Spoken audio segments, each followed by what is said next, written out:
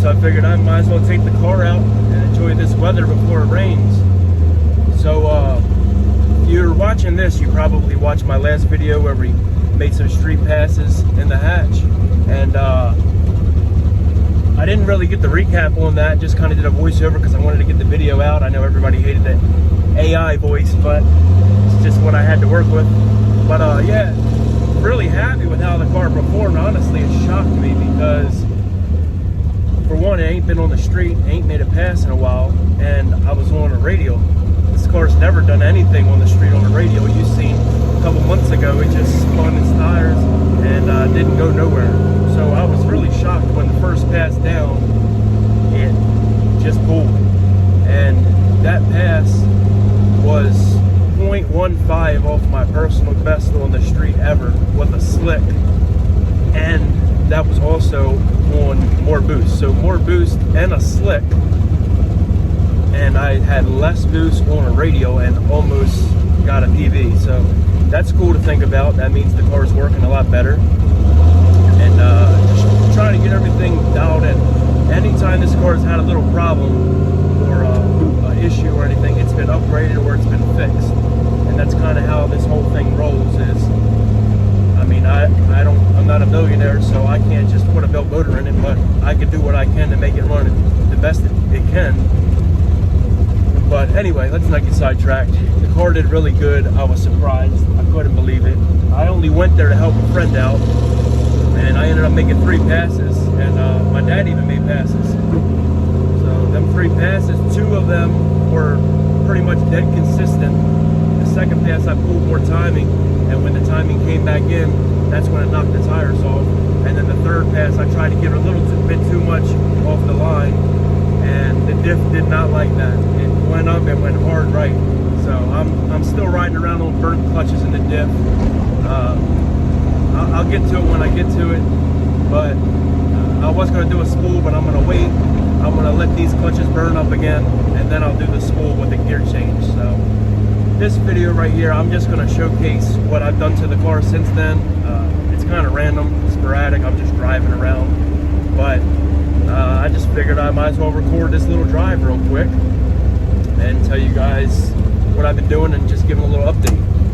But the car has been running great. I mean, the coilovers, so much more enjoyable to drive. I don't have to worry about it rubbing the tires all up and all that, and everything else in the car. I mean, it's exactly what I need. Like, it's a perfect street car.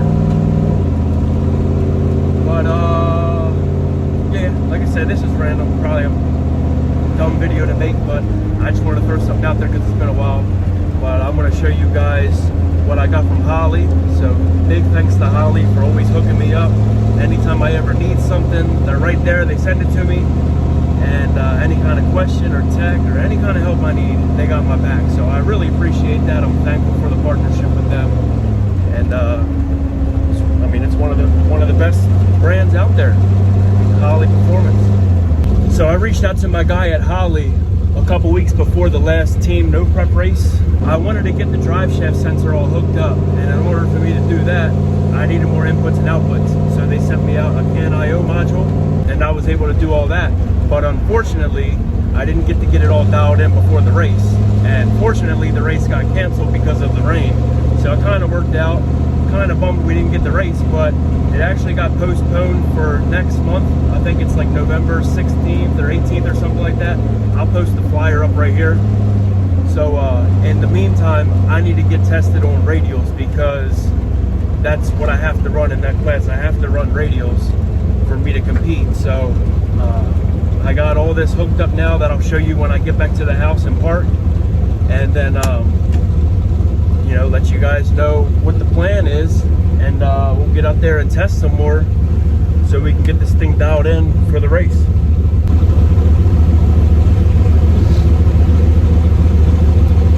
It's crazy how good this car is. It got all the way up to 188, now it's down to 170 with just turning the fans on. It's crazy.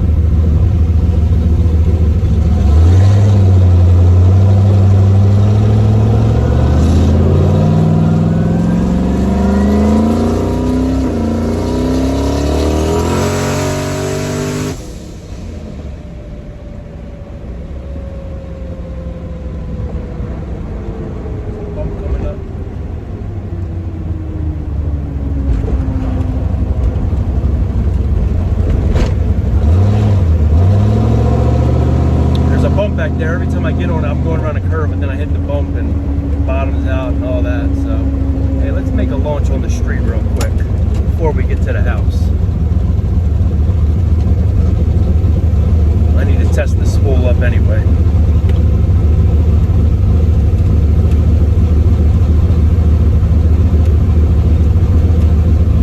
Wait for these cars to get by.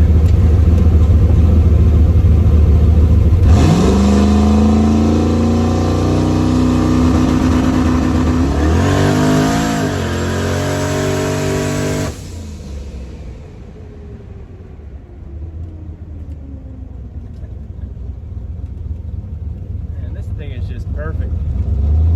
Like somebody that's having a bad day, just hop in something like this and it'll make your day way better. Nothing but smiles.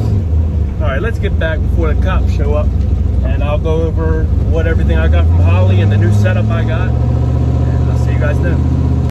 So here's the Holly CAN-IO module that Holly sent out to me. I'm gonna redo all this wiring over the winter. I say that every year, but hopefully this time I actually do it, because I've added so much stuff to this car. It really needs to be refreshed and just organized and a lot more neater. But yeah, Holly sent that out to me, so now I got all the inputs and outputs I'll ever need. So there's my setup. I know it's ghetto, but it works, and it actually works really good. It's a low dollar magnet sensor, and I have 16 magnets JB welded to the pinion flange on my stock 8.8. And then the bracket is a Motion Raceworks drive shaft sensor bracket that I got for an 8.8. So it's all adjustable, it's slotted.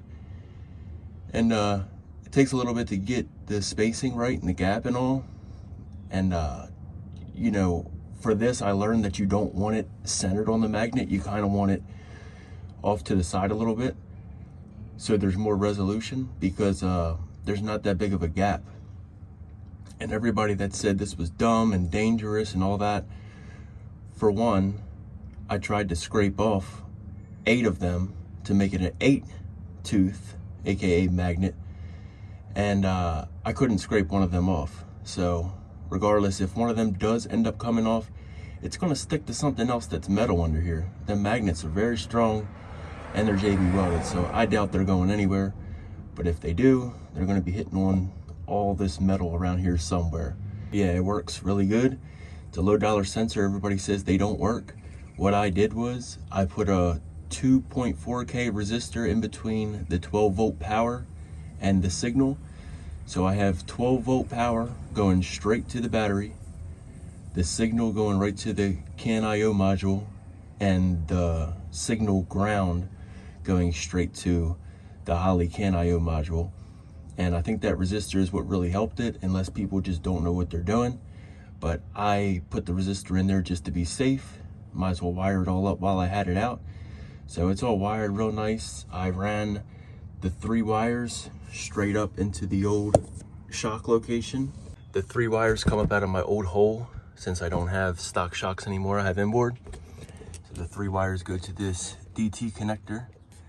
These 2 go to the Holly. This one goes straight to the battery. I put this here just in case I need to pull the rear or something like that. I gotta lower the rear. I can just unplug it here and it all stays with the rear.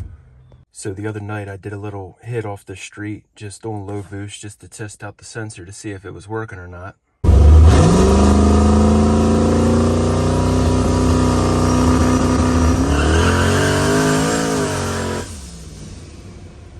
And this is the data from that pull. So this right here, the green line, that's the drive shaft sensor.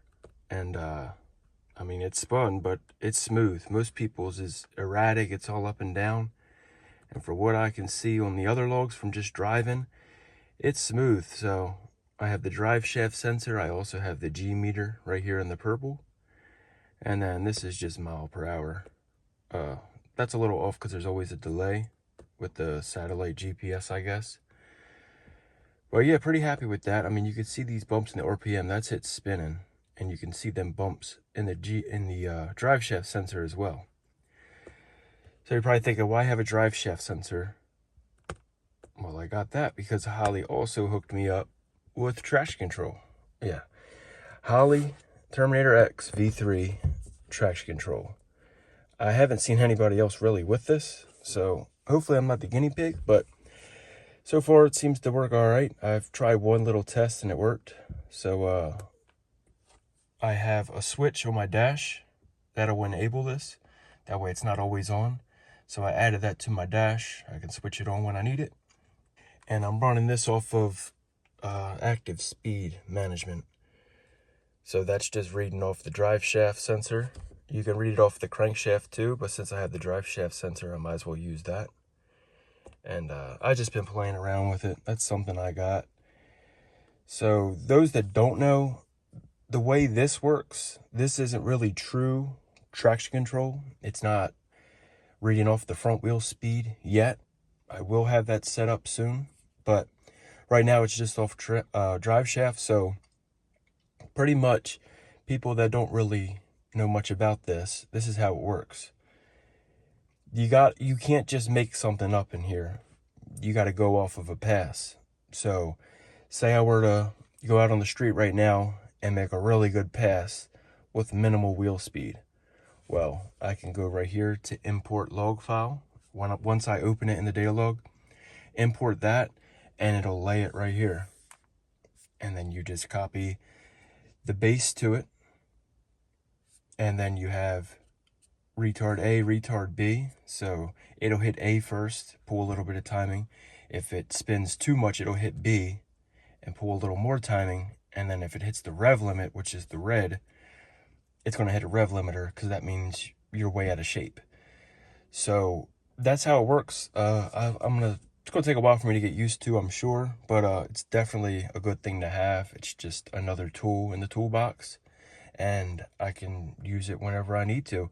If we went out and did a cash day somewhere and I made a first round pass and it was good, but it spun a little bit, I could see where it spun and I'll know exactly where to pull timing out at or take power out, add power. So this is very helpful when you get to doing like certain stuff that I do. So very happy with that. Huge thanks to my guy at Holly. Anything I need, they make sure I get it. They take care of me. There's nothing else really to say about them. One of the best out there. So very thankful for the partnership that we have, and look forward to using more Holly parts in the future. Here's a log from that little street hit right there. This is the RPM. We left at 3,800 and about 8 pounds. And there's the drive shaft sensor right there. You can see it spun really hard off the hip probably. And at the top right here, at the top of the RPM around 6,600, that's where the drive shaft sensor really spiked.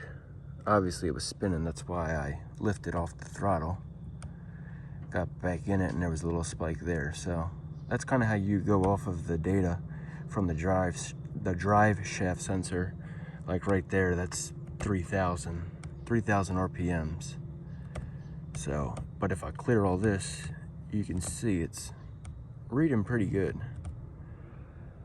I mean, you want all them spikes in there because it's not supposed to be smooth unless you got a perfect pass.